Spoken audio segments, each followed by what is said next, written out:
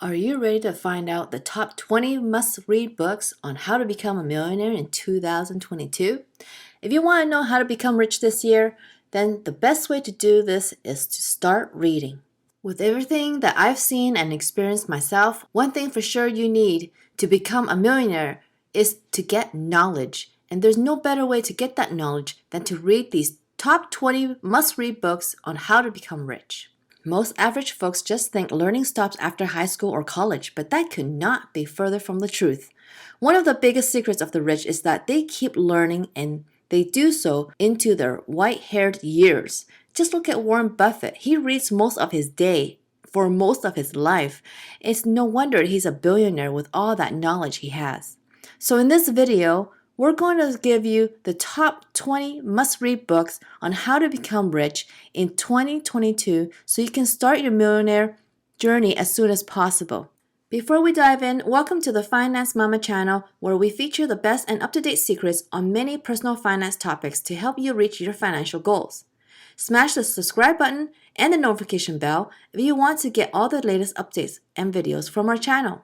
Please give us a big thumbs up if you're enjoying this video, and don't forget to leave us a comment below if you want to let us know which of these top 20 must-read books on how to become a millionaire in 2022 you're going to be reading next. As we go through each of the top 20 must-read business books, you'll get a summary of what the book is about, as well as key takeaways to help you decide which of these 20 books you're going to read next. Ultimately, it's best if you read all of these books. Okay, now let's dive into the first book that will help you get you on your millionaire path and start getting rich in 2022. Number 20, The Intelligent Investor by Benjamin Graham. The Intelligent Investor is widely considered to be the definitive text on value investing. According to Graham, investors should analyze a company's financial reports and its operations, but ignore the market noise. The whims of investors, their greed and fear, are what creates this noise and fuels daily market sentiments. Most importantly, investors should look for price-value discrepancies when the market price of stock is less than its intrinsic value. When these opportunities are identified, investors should make a purchase. Once the market price and the intrinsic value are aligned, investors should sell. The Intelligent Investor also advises investors to hold a portfolio of 50% stocks and 50% bonds or cash to be the pitfalls of day trading, to take advantage of market fluctuations and market volatility, to avoid buying stocks simply when they are fashionable, and to look out for ways that companies may be manipulating their accounting methods in order to inflate their EPS value. The Intelligent Investor is a great book for beginners, especially since it's been continually updated and revised since its original publication in 1949. It's considered a must-have for new investors who are trying to figure out the basics of how the market works. The book is written with long-term investors in mind. For those who are interested in something more glamorous or potentially trendier, this book may not hit the spot. It dispenses a lot of common sense advice rather than how to profit in the short term through day trading or other frequent trading strategies. Even though this book is over 70 years old, it is still relevant. The advice to buy with a margin of safety is just as sound today as it was when Graham first teaching this philosophy. Investors should do their homework, research, and once they have identified what a company is worth, buy it at a price that will give them a cushion should prices fall. Graham's advice that investors should also always be prepared for volatility is always still very relevant. The Intelligent Investor, first published in 1949, is a widely acclaimed book on value investing. Value investing is intended to protect investors from potential harm and teaches them to develop long-term strategies. The Intelligent Investor is a practical book. It teaches readers to apply Graham's principles. Benjamin Graham urges the twin principles of valuation and patience for anyone who wants to succeed as an investor. In order to determine a company's true worth, you must be prepared to do the research. Then once you've bought shares of a company, you must be prepared to wait until the market realizes it's undervalued and marks it up the price. If you only buy into those companies that are trading below their true value or intrinsic value, even when a business suffers, the investor has a cushion. This is called a margin of safety and is the key to investing success. The bottom line, although details of Graham's specific investments aren't readily available, he reportedly averaged an approximate 20% annual return over his many years of managing money. His method of buying low-risk stocks with high return potential has made him a true pioneer in the financial analyst space, and many other successful value investors have his methodology to thank. Number 19, Homeless to Billionaire by Andres Pira. In Homeless to Billionaire, the 18 Principles of Wealth Attraction and Creating Unlimited Opportunity, Andres Pira presents 18 principles for attracting wealth, creating opportunity, and celebrating self-discovery. Here are going to be summarizing just 9 of these principles for you. Principle 1, lead a laser-focused life. Knowing exactly what you want in life is the first principle of wealth attraction. You must decide on your very specific goals and be very determined about what's important in your life. The key is to keep that goal on top of your mind and be open to course correction as new opportunities arise. Principle number 2, take risks, responsibility, and action. Research shows that people who are sociable, impulsive, or aggressive may be especially likely to take risks. If you compare Mark Zuckerberg, the college kid lacking business sense, to a professional manager at News Corp who ran MySpace like a business, it becomes apparent whose risk tolerance paid off. Principle number 3, focus on I am. I am whole since I'm deeply grateful that I'm a whole person with no handicaps. I am healthy since nothing in this world can be much pleasure if I have a sick body. I am happy since happiness is a fundamental key to my success and well-being. I am wealthy since I need to create what I want in mind first before it can manifest. I am helpful since there is no greater feeling than helping others without expecting anything in return. Principle number 4, making thinking time a priority. Finding time to be yourself helps you practice self-care, an excellent technique to reflect and focus on what lies ahead. When you love yourself fully, then you can do the same for others. If you feel guilty about alone time, remember, spending time on yourself for yourself doesn't mean you are selfish. It means you're dedicated both to yourself and those you serve. Principle number 5, celebration creates addiction to progress. There was a professor that led a study analyzing 12,000 diary entries from 238 employees at 7 companies. The findings were fascinating.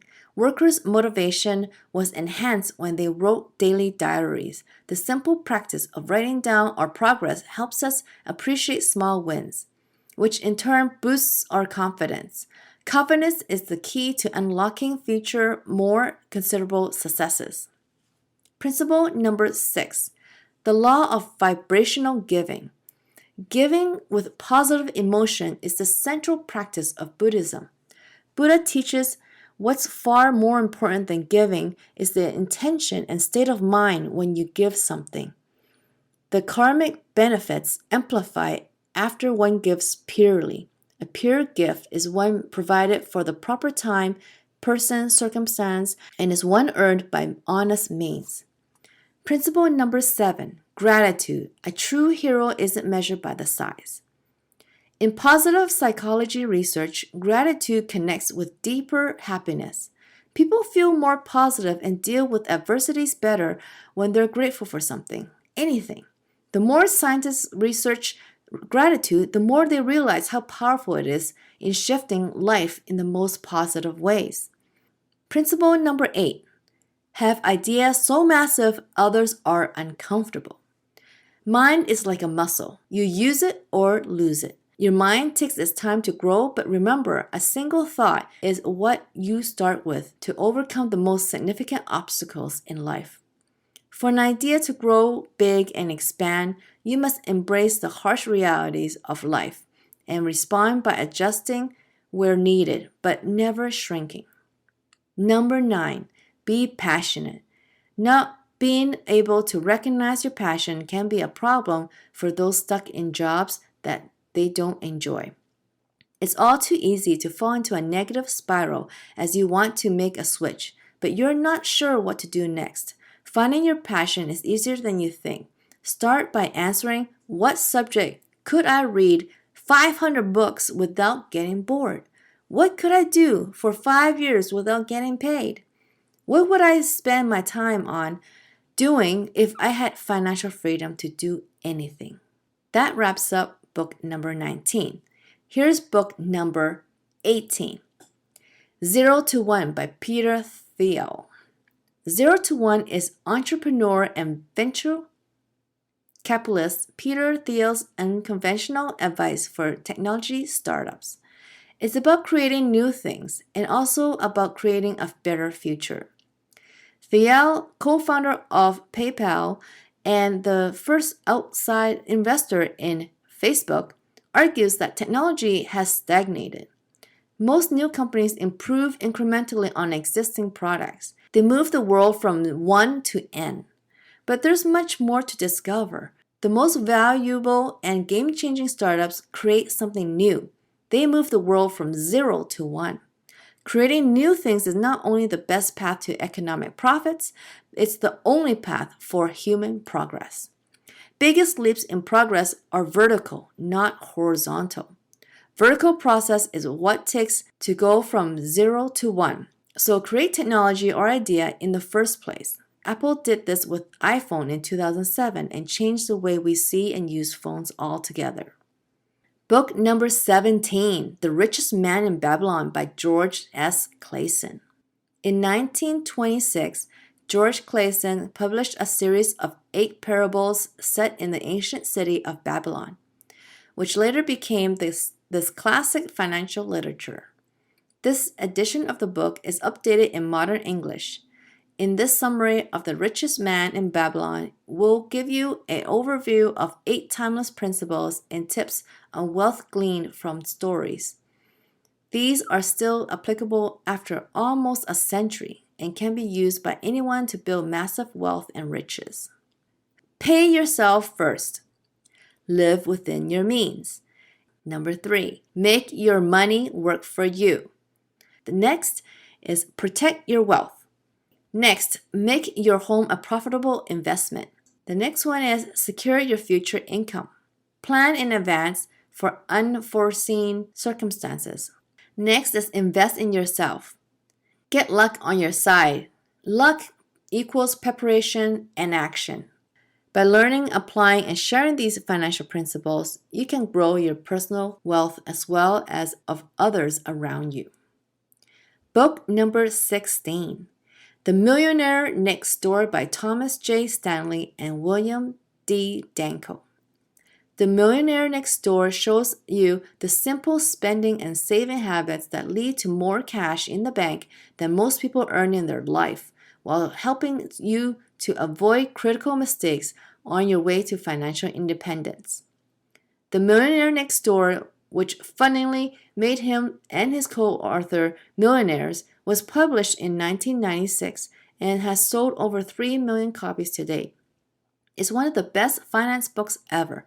Stanley was obsessed with studying the wealthy, whom he called the affluent, and what discerns them from those he calls UAWs, under accumulators of wealth. As it turns out, becoming a millionaire is not rocket science, just a matter of planning well, living below your means, and avoiding a few stupid mistakes. Want to know how? Use these 3 simple rules to improve your chances of ending up with $1 million in the bank. Number 1 rule is save responsibly from the moment you first start earning more than you need to live. Budgeting well and living a frugal life is really all you need to build wealth, especially if you're still young. Around 55% of all millionaires attest their wealth simply to being deliberate about their finances and disciplined saving. Follow this simple rule. The moment you earn more than you need to live, Save as much as you responsibly can and avoid spending cash on things you don't need. Rule number 2. Use this simple formula to calculate if you're falling short of your financial potential.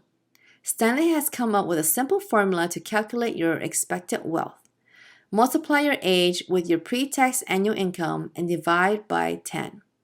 Whatever this number is, it reflects how rich you could be right now. If you're already cultivated about good spending habits, for example, if you earn $80,000 at age 30, your expected wealth comes out to $240,000.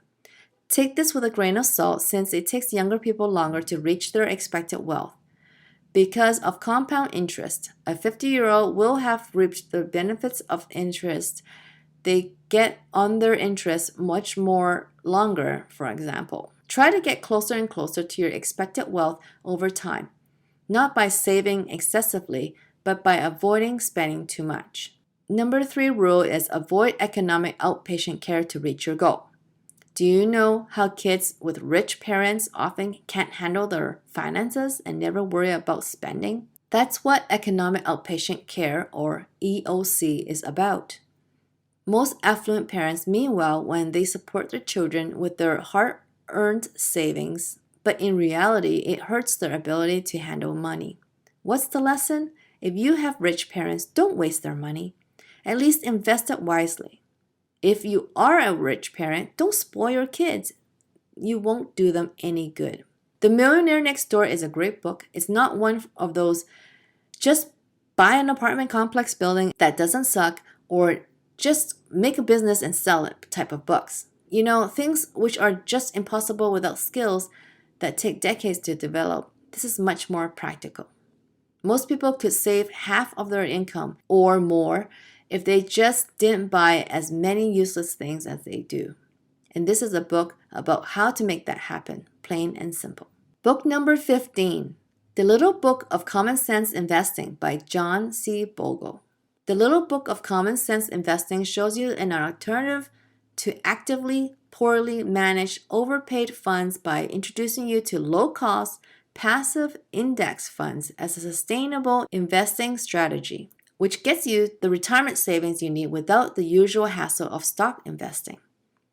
Jack Bogle is a genius. In a time when everyone tried to beat the market with great stock picks and then charge expensive fees for it, he thought, why not just mimic what the indexes are doing and not manage anything?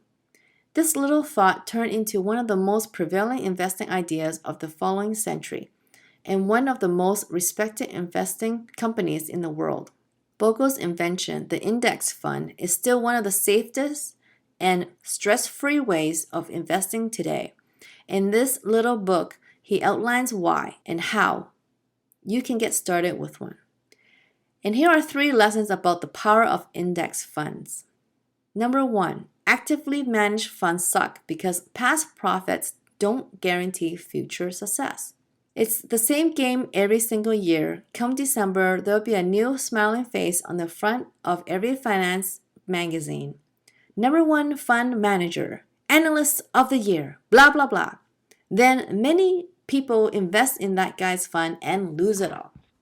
Just because a fund manager has a phenomenal year doesn't not mean he can just repeat the same thing the next year. Number 2 lesson. The majority of your money is best invested in safe, low-cost index funds. If actively managing sucks, what should you invest in then? How about something that's not managed at all? Instead of paying excessive fees to watch your fund manager do a poor job and get less than the average market return, index funds are a great alternative. They're Jack Bogle's gift to the world and work like this. An index fund that mimics what the Dow Jones does has the exact same composition as the Dow Jones, just in fewer quantities. For example, if 2% of the shares in the Dow Jones are Apple stocks, then 2% of the stocks in the index funds will also be Apple stocks. They're only updated when the index that they model changes in composition and are therefore a passive way of investing. Number 3 lesson. You can't go wrong by just choosing the cheapest index fund.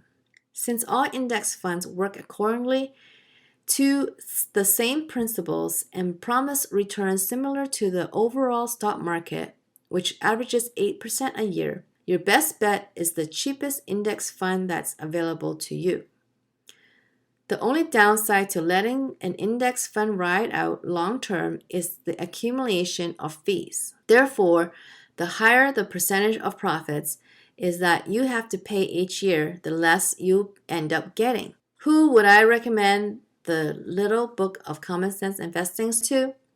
The 20-year-old who's made his first foray in investing and lost some money with stocks. The 40-year-old who's worried investing into index funds now won't pay big enough dividends for a proper retirement. And anyone who doesn't like the hassle of investing. Book number 14, How to Get Rich by Felix Dennis.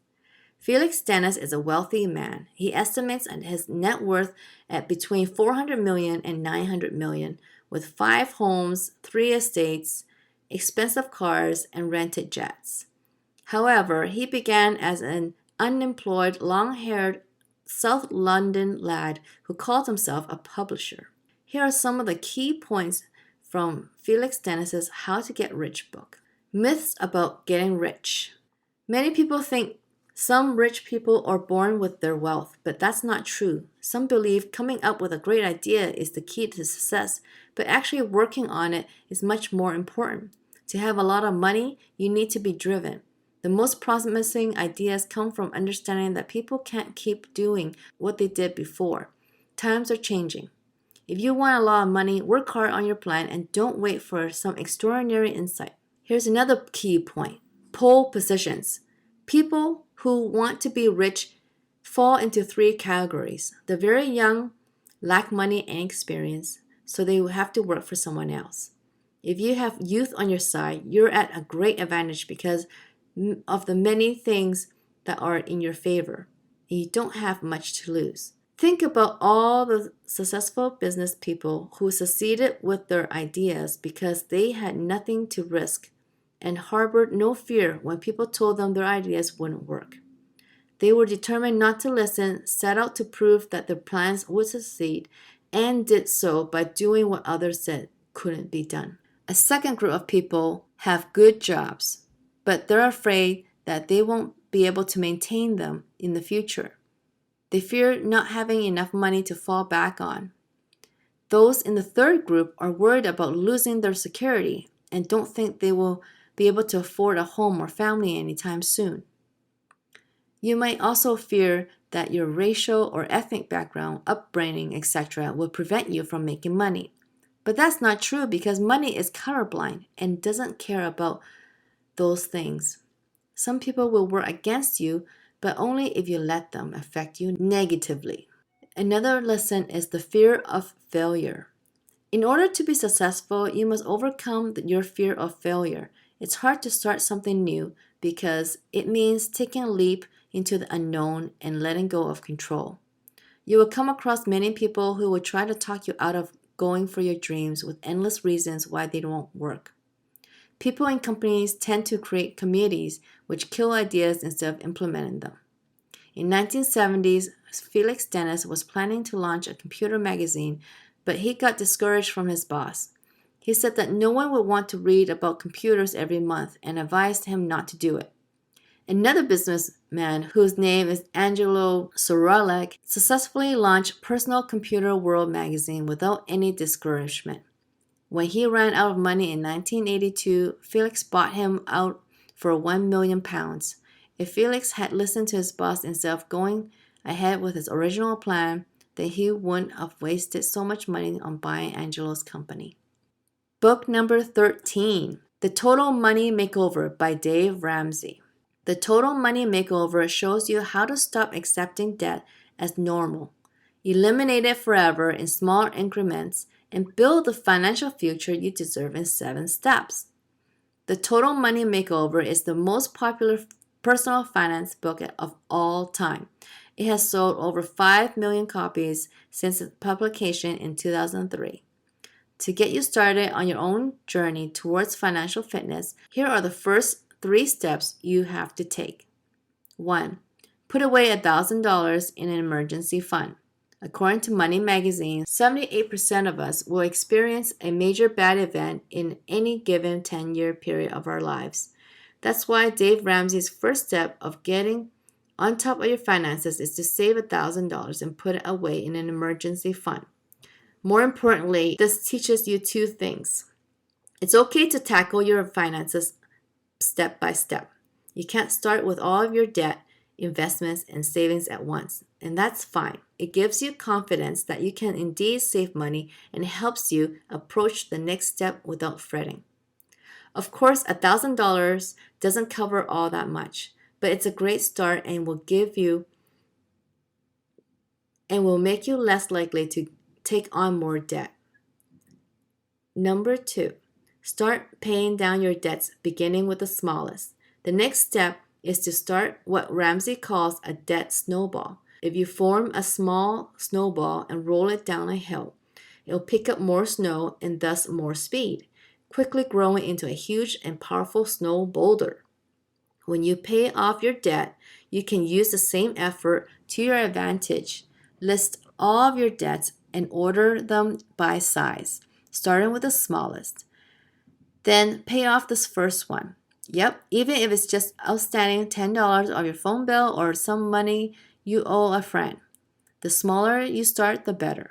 Each crossed off debt that disappears off your list gives you confidence you need to take the next step until only your gigantic mortgage is left. But by then, you'll long have what it takes to get rid of it once and for all. Number 3. Grow your emergency fund until you have at least 3-month buffer. If your boss fired you tomorrow, could you pay for rent and food for the next 6 months? No? Maybe 3? No? Then I hope your alarm bells are ringing off right now. The worst financial setbacks are always the ones that creep up on us without us even realizing it. And just knowing you can survive for half a year no matter what is a massive cushion. Comfortable cushion. Ramsey suggests turning your attention to your emergency fund again. As soon as you've started paying off your debts and growing it until you have at least 3 months of living expenses in it. The biggest advantage you can have in building wealth is starting. With the Total Money Makeover, Dave Ramsey has delivered the perfect blueprint by doing just that. Will you take advantage of steps he laid out in this book? Let us know in the comments below. All right, now we're at book number 12. I Will Teach You to Be Rich by Ramit Sethi helps you save money on autopilot while allowing yourself to spend guilt-free on things you enjoy. Ramit has turned from a geeky little Indian kid into one of the major personal finance gurus of the 21st century. What started as a blog in 2004 has become a multi-million-dollar empire, selling books and classes for tens of thousands of dollars a piece, all via email.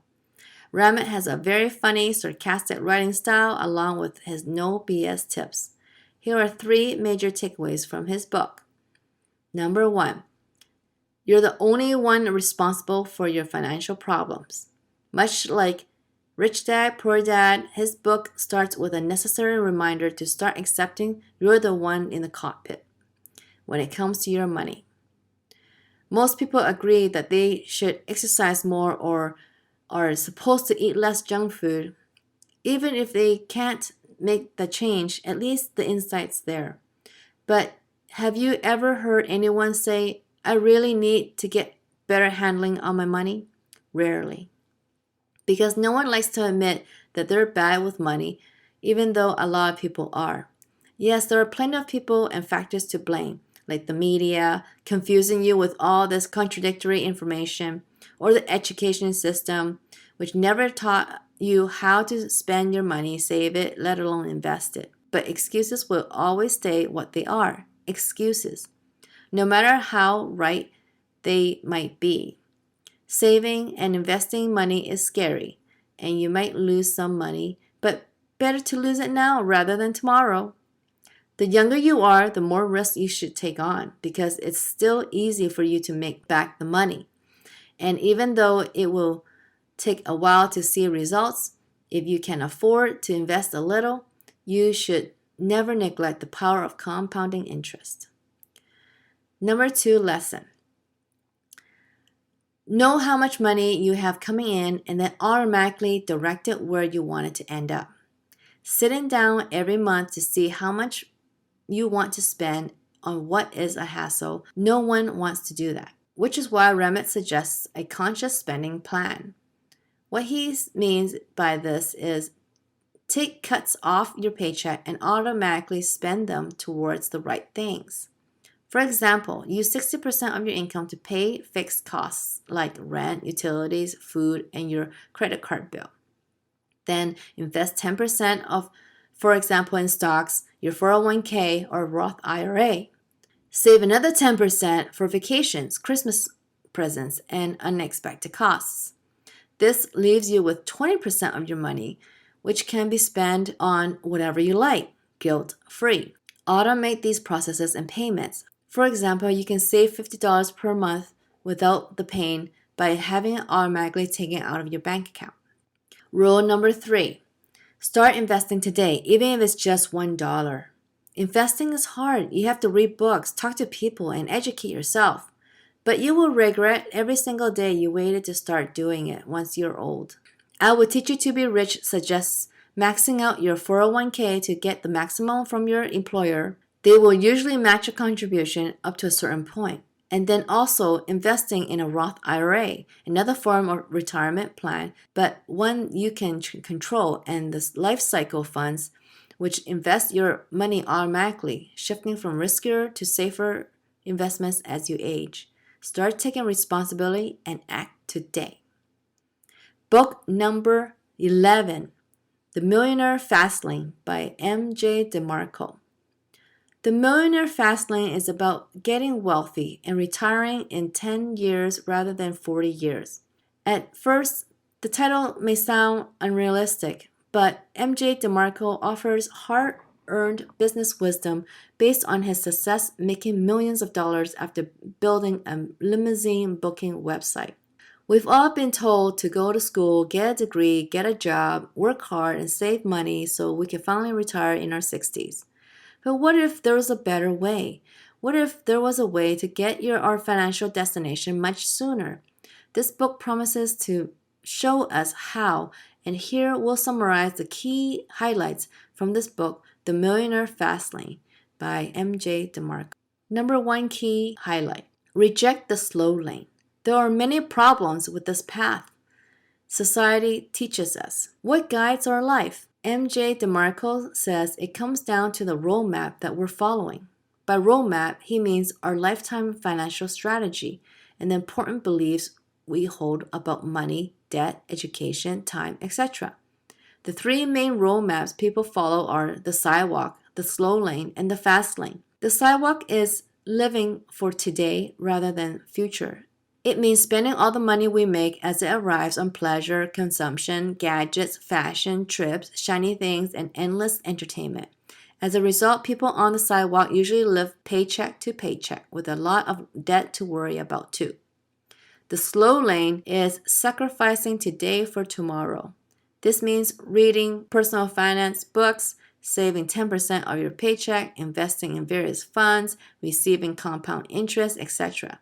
The slow lane takes decades. With this roadmap, we spend most of our lives pinching pennies, cutting coupons, and avoiding lattes so that one day we can finally stop working.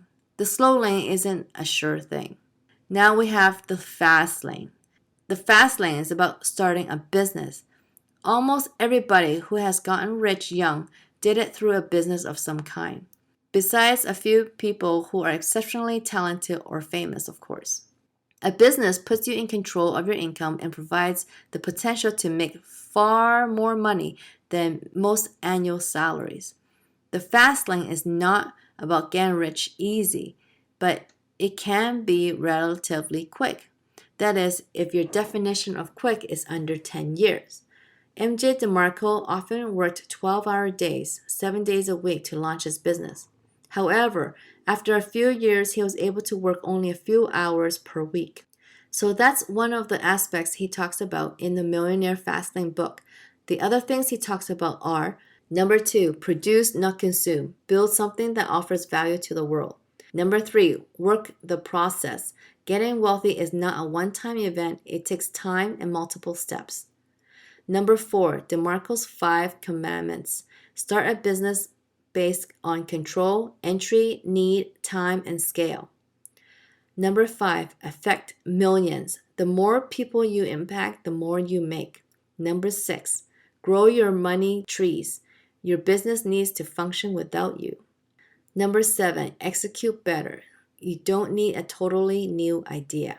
There is some fantastic advice to guide aspiring entrepreneurs in this book. You can use DeMarco's wisdom and his ideas to avoid many of the roadblocks that stop other ambitious people from achieving their desires. One of the best parts of the book was the focus on serving other people's needs rather than thinking about what we want all the time.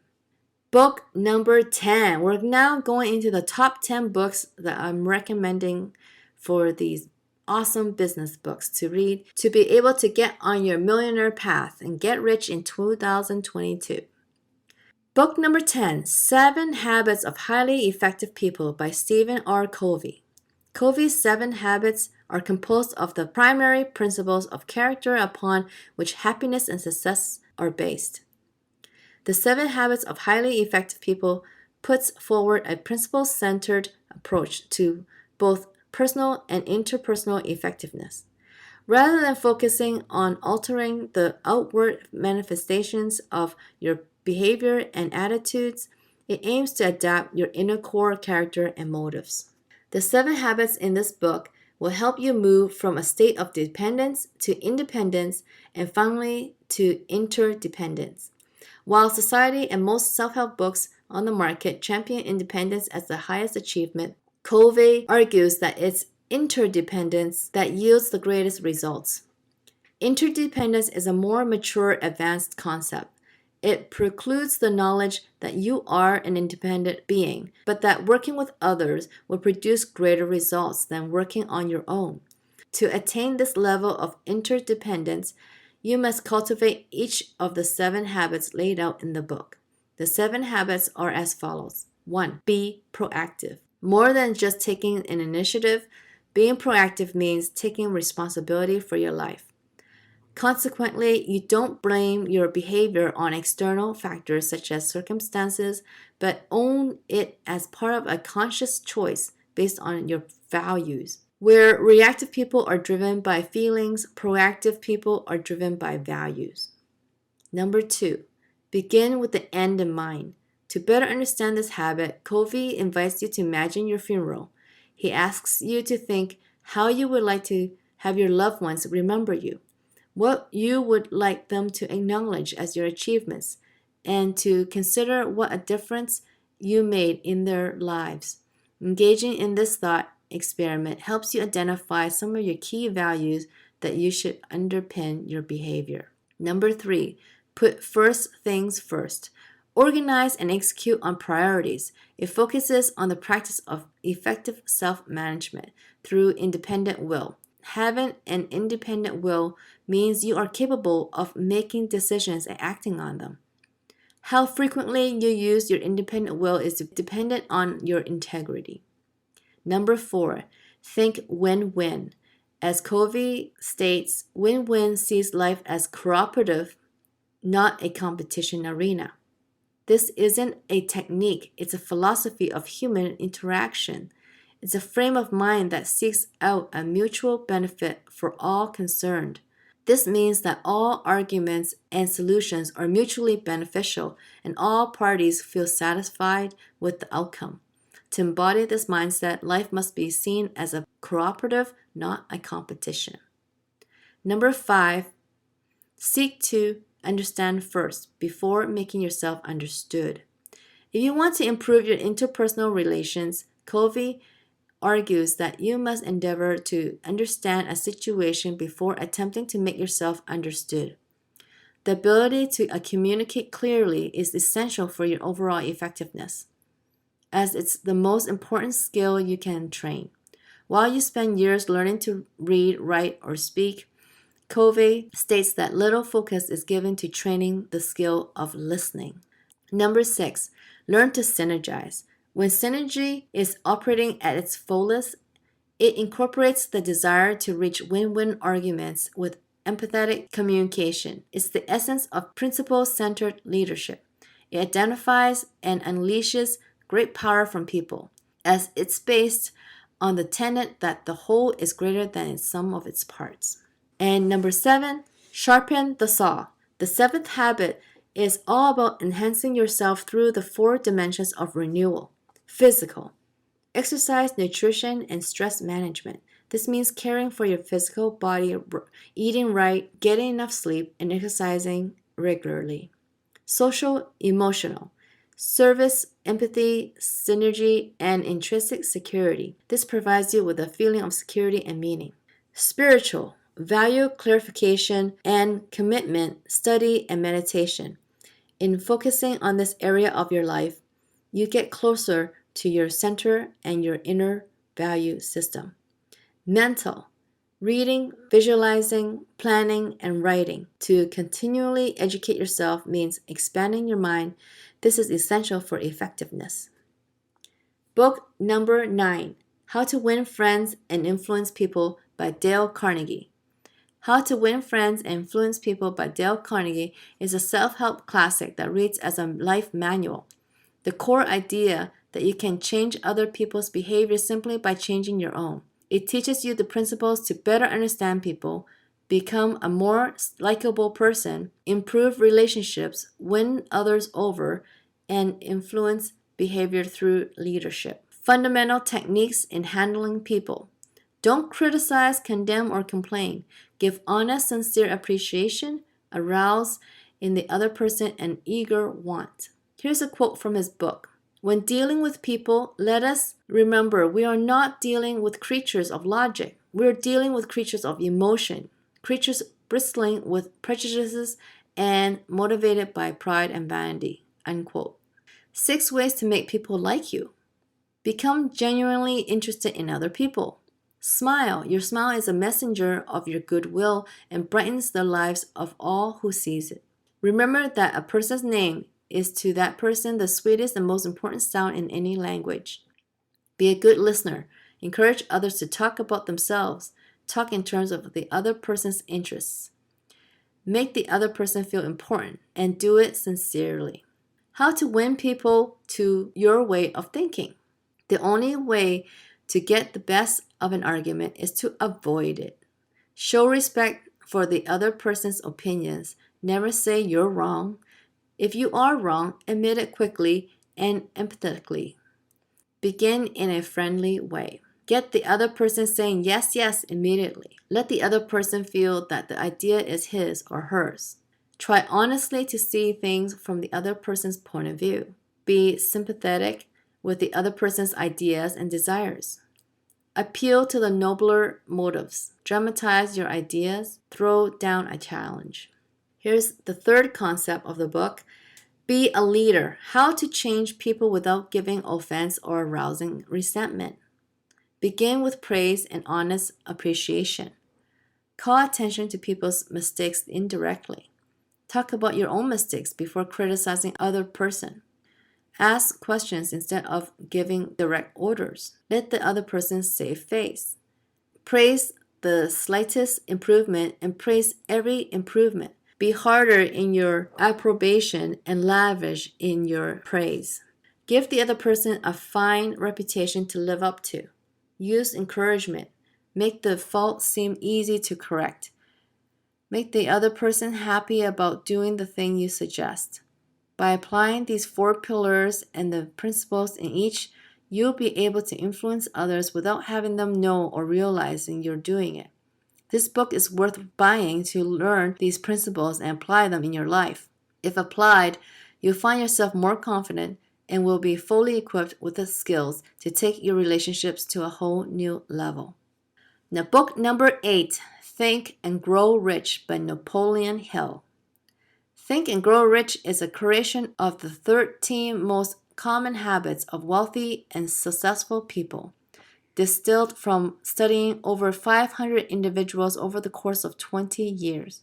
If The Intelligent Investor is the Bible for investing, then the Think and Grow Rich is the Bible for successful people in general. It'll also make you rich, but not necessarily by picking stocks. Published in 1937 by Napoleon Hill, this book has sold 70 million copies to date. Hill spent the majority of his life studying successful people and their habits, and the 13 most prevalent ones are the ones he shares in this book. Here are 3 that will get you the furthest. Use auto-suggestion to build an unshakable belief in yourself. Auto-suggestion is a psychological technique developed in the early 20th century. Basically, it makes use of the placebo effect by turning your goals into self-fulfilling prophecies through imprinting them in your subconscious. Hill says a key trait of all successful people is this absolutely incredible, unshakable belief that they have about themselves and their goals. It's not a result, more a necessary prerequisite to become successful. By telling yourself over and over and over again that it is possible for you to achieve your goals, that you can make your dreams a reality, and that you have to go your own way and can't let anyone interfere with it, you form these beliefs in your subconscious. Another lesson learned in this book is be stubborn and always stick to your decisions.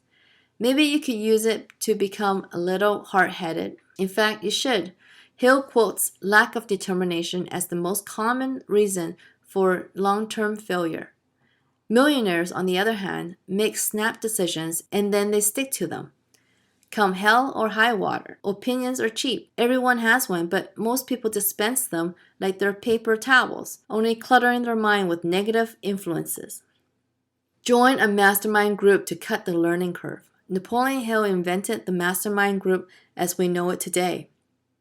Millions of people use it, and with the internet, it's become a worldwide phenomenon as it's gotten easier to hold a mastermind session with people from around the globe.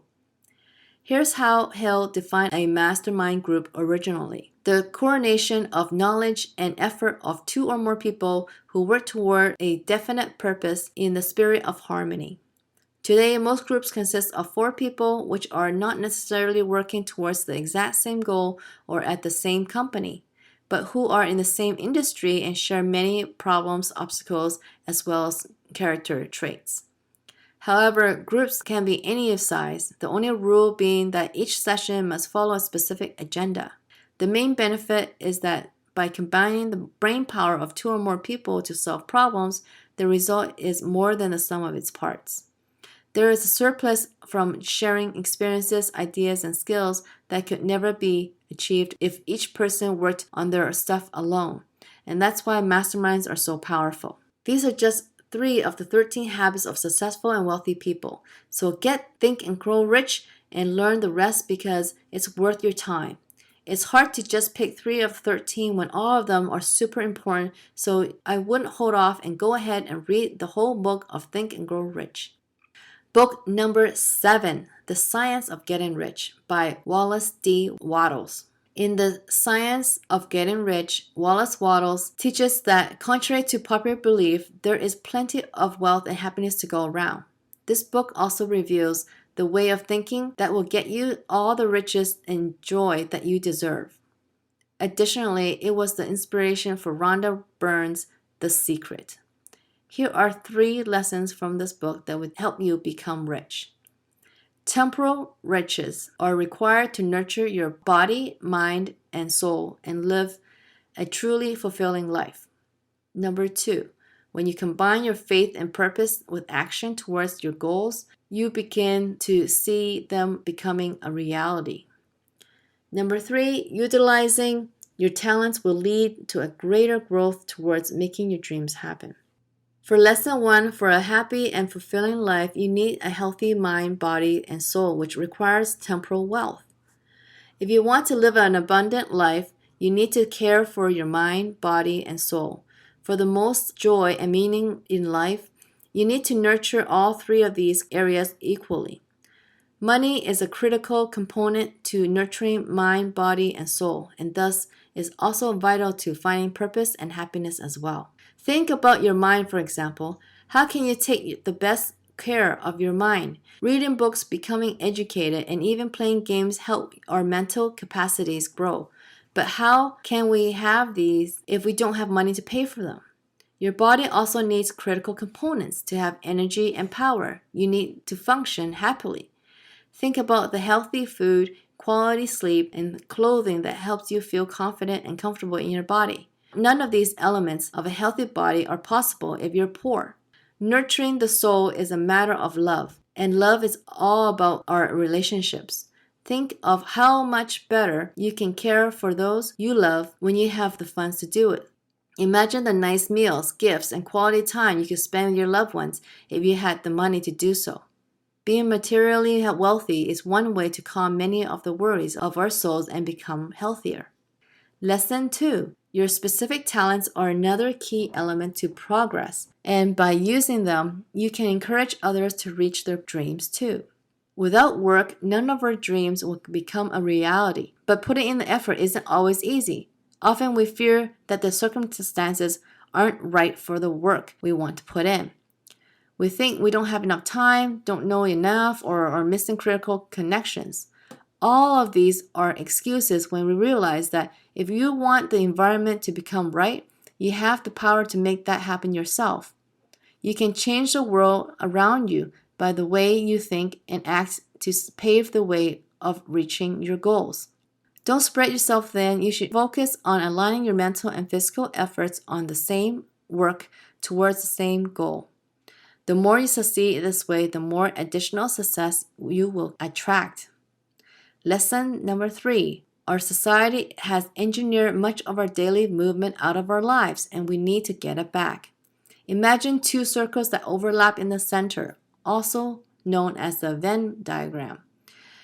One circle is your talents. The other circle represents what you enjoy doing or your passions.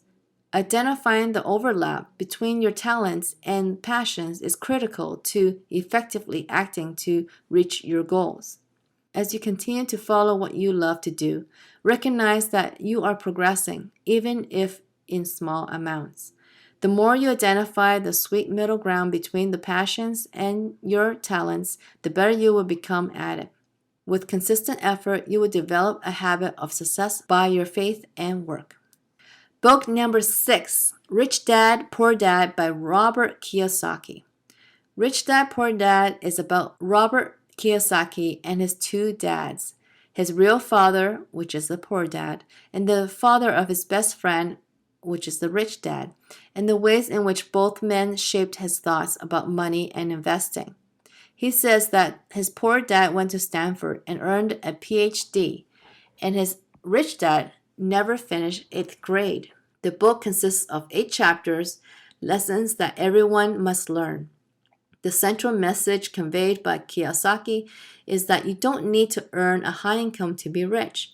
People let the two main emotions everyone has around money dominate our decisions, which are fear and greed. The book also mentions that you should start now to avoid falling into a debt trap and develop responsible financial habits. We should take a careful look at what we can and cannot afford so that we are able to set a realistic financial goals for ourselves. The author recommends that we keep our job and build our asset column, meaning we keep investing and building assets and think of our dollars as employees who work for us. Rich people acquire assets. The poor and middle class acquire liabilities and they think they're assets. The author emphasizes that the fact that knowledge is power and we should work to learn, not to earn. Money should work for us, not the other way around, and do jobs that we do not know much about to learn different skills. Money comes and goes. If you have the education about how money works, you gain power over it and can begin building wealth. He emphasizes that fear often suppresses genius in people, and that the first step to building wealth is to manage risks instead of avoiding them. And learning about investments will teach you that it's better not to play it safe, because that always means missing out on big potential rewards. Don't start big, just set aside a small amount every month or so to invest in asset building like stocks, bonds, etc. He emphasizes that we should use our money to acquire assets instead of liabilities. Assets are stocks, bonds, real estate that you rent out, royalties, and anything that generates money and increases in value over time. Liabilities can be cars or electronics that maintain costs and monthly payments, a house with a mortgage, debt, anything that takes money out of your pocket each month. The author makes us to be patient and keep our job and to build our business over time and use it to invest in assets until assets eventually become the main source of your income. The most important thing is that you start today. You are your own biggest asset. So the first thing you should do is put money into yourself and develop your own financial knowledge. As the author says in the book, quote, "Financial aptitude is what you do with the money once you make it, how you keep people from taking it from you, how to keep it longer, and how you make money work hard for you," unquote. Book number 5. We're now into the top 5 books. Book number 5, The 10X Rule by Grant Cardone. The 10X Rule breaks down the anatomy of extraordinary success by first pointing out what's wrong with shooting for average, why you should go for 10 times more when tackling your goals, and how to back up your new, bold targets with the right actions. The secret to extraordinary success is to put in 10 times the relevant effort than most people, and to condition your mind for success. You also have to recognize that the increased efforts, increased obstacles will confront you. You have to work your way around and through them. There are 8 big ideas from the book. Number 1, approach every situation with an in-it-to-win mindset. Tackle every project with the 10X rule. Act like you have to succeed because your life depends on it. Take appropriate, consistent, and persistent action, and over time, you must succeed.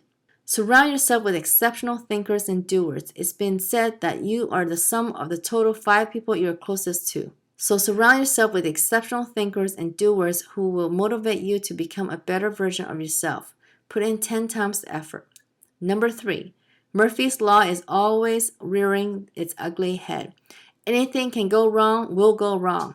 This aligns with what Cardone says. People optimistically overestimate how well things will go and underestimate how much energy and effort it will take just to push things through. You will always face obstacles that you never dreamed of when working on achieving your goals. Some may be so big that they stop you in your tracks.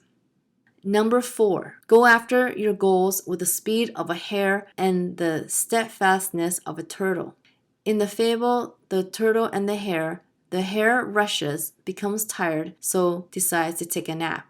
The turtle moves slowly, is persistent, winning the race because he never gives up. In the book, Grant Cardone recommends that you adopt traits from both the turtle and the hare to achieve success. You move 10 times faster while being consistent and persistent. Number 5, learn to overcommit. This forces you to operate at the 10 times level to deliver on your commitments because you will have to take massive action. When you overcommit, you will face unimaginable problems. But when you are persistent and consistent with your high level of action, you will deliver at levels that will amaze both you and your customers. Number 6, expand when the economy is contracting. When the economy is contracting, the knee-jerk reaction is to cut costs and lay off workers. However, many successful companies were started during a recession. Grant Cardone recommends that the way out of a recession is to expand, push, and take action, despite what others are saying and doing. The intent is to take whatever action is needed to dominate your sector.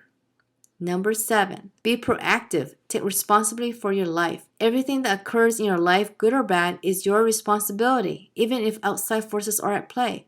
If something negative happens to you, even if you did not have any control over it, ask yourself, If this situation arises again, what can I do to reduce its negative impact?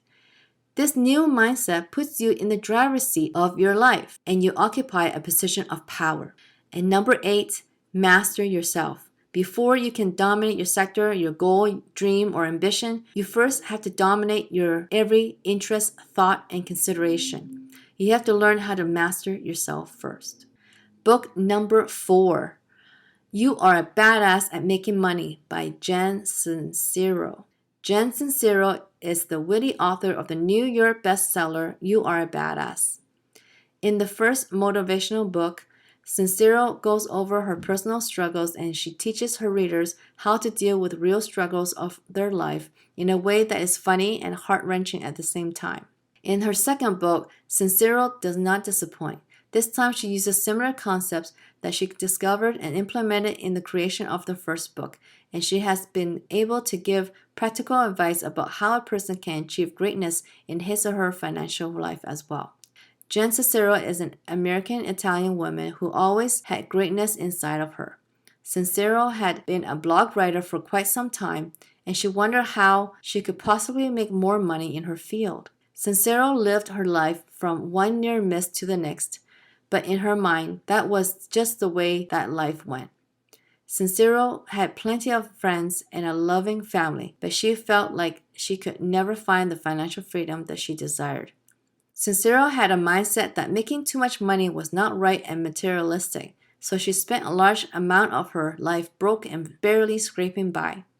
She takes the reader through a series of aha moments as she realized that her mindset about money was holding her back from being rich.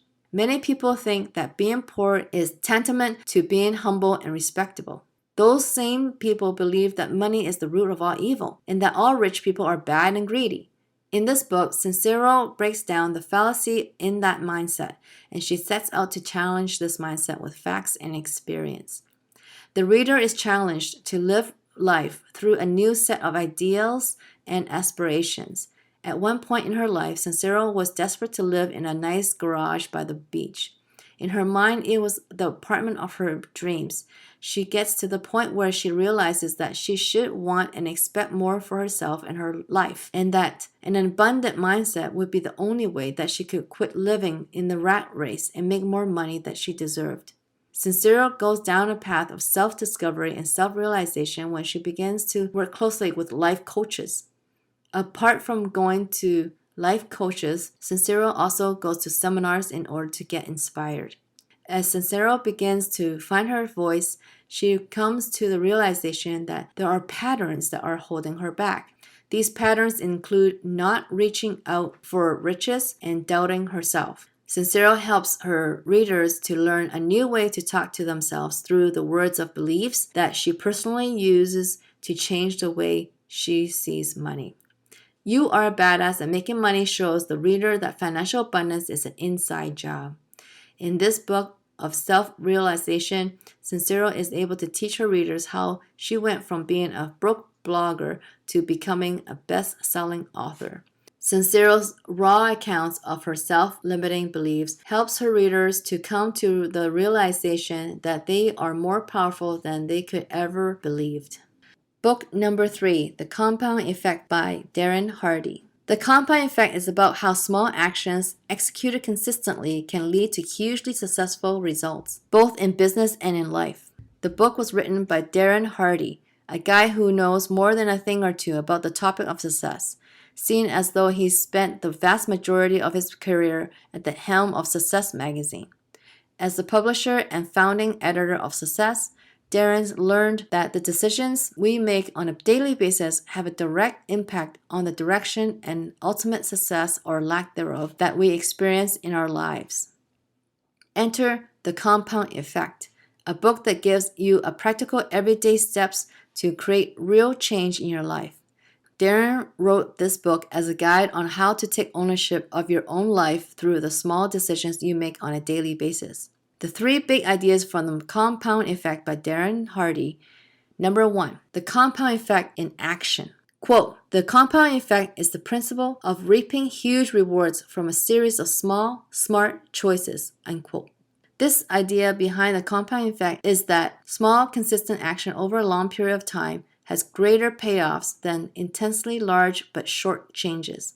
Hardy gives us a simple formula to explain. Small, smart choices plus consistency plus time equals radical difference. The small choices we make every day impact the results we experience in the future. At first, we won't see the difference. 5 months or even a year goes by, and everything may look relatively the same. But give it 2 or 3 years, and the differences can blow you away. Number 2, be diligent and consistent. Quote, the most challenging aspect of the compounding effect is that we have to keep working away for a while, consistently and efficiently, before we begin to see the payoff, unquote. Repeating simple daily disciplines has big payoffs, while repeating simple errors in judgment creates problems and leads you away from success. To find radical change in every area of your life, you only need to take a series of tiny steps, but you need to do it so consistently over a long period of time to improve your life. Here's another important point to keep in mind. It can get easy to take success for granted and start slacking off once you start seeing positive results. Don't do this. You will take major steps backwards in doing so that will be difficult to regain.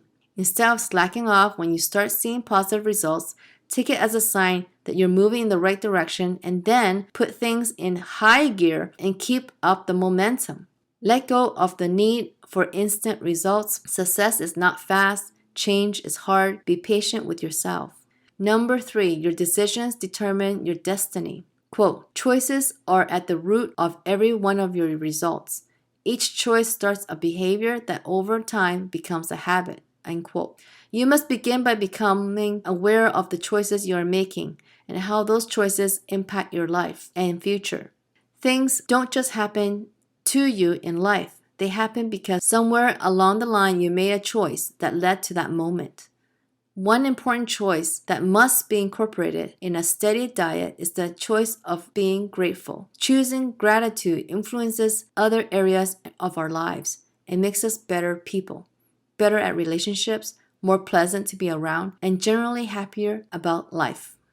Book number 2, Secrets of a Millionaire Mind by T. Harv Eker. In Secrets of the Millionaire Mind, Mastering the Inner Game of Wealth, T. Harv Eker outlines how to identify and revise your money blueprint to significantly increase your income and accumulate wealth. Using these principles, Eker personally moved from nothing to millionaire in 2.5 years. The idea is to combine your inner mind game, your toolbox, with your outer game, the tools to get rich. Your money blueprint is like your internal thermostat, or the default financial setting that you tend to fall back to. Your thermostat may be set such that you earn or possess only hundreds of dollars, or thousands, millions, or billions. That's why poor people who win a lottery often don't keep the money for long, and millionaires who go broke tend to build up their empire again quickly. The only way to permanently change your level of financial success is to reset your financial thermostat. Change your money blueprint. Computers run on logic and rules. Likewise, we make decisions based on what we believe is sensible at that point in time, based on the files, beliefs, or logic in our minds. Eckert identifies 17 ways in which rich people think and act differently from the poor or middle class. To develop a millionaire mind, we must consciously catch ourselves when we are using poverty files and switch to alternate wealth files. All right, here we go. Book number 1, The 4-Hour Workweek by Timothy Ferriss. The 4-Hour Workweek is the step-by-step blueprint to free yourself from the shackles of a corporate job, create a business to fund the lifestyle of your dreams, and live life like a millionaire without actually having to be one. After college, Ferriss took a soul-sucking sales job at a tech firm. He left to start a soul-sucking business of his own. He went from working 40 hours a week for someone else to working 80 hours a week for himself. He hated it. The pay was good, but the business left him drained. After learning about the Pareto principle, more commonly known as the 80-20 principle, Ferris had a revelation. He streamlined his business, eliminating distractions and automating systems until it was not only more profitable, but also took less of his time. He took a mini retirement and then decided to write a book about lifestyle design, about creating a life that balances work and play, maximizing the positives of both. The 4-Hour Workweek describes the specific actions Ferris took to implement these steps. The book actually is the complete embodiment of the 80-20 principle into an individual's professional life. The 80-20 principle is the idea that 80% of your productivity comes from 20% of your time, and the other 20% of your productivity eats up 80% of your time. Ferris argues that by eliminating that 20% of productivity that eats up most of your time, you can live in a much more efficient fashion, and the entire book revolves around that concept in various ways, hence the title, The 4-Hour Workweek. In some ways, the book itself reads like a blog, as it's broken down into lots of little pieces, some of them step-by-step advice, some of them anecdotal, and some of them philosophical. The 4-Hour Workweek is divided into 4 sections, each of which explores one of the components to lifestyle design. Design your objectives. Decide what's important. Set goals. Ask yourself, what do I really want? Eliminate distractions to free up time. Learn to be effective, not efficient. Focus on the 20% of stuff that's important and ignore the 80% that isn't. Put yourself on a low information diet.